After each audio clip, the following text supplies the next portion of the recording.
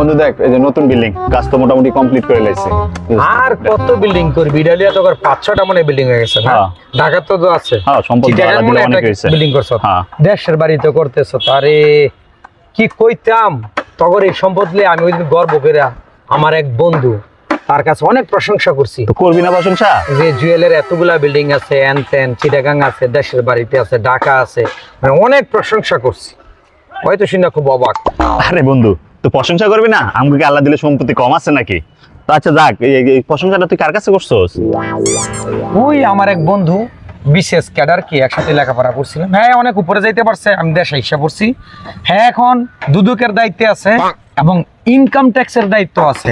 Bangladesh income ট্যাক্সের যে দায়িত্বটা সে দেখে। তা আমি তোদের সম্পত্তি নিয়ে কথায় কথায় বলছি।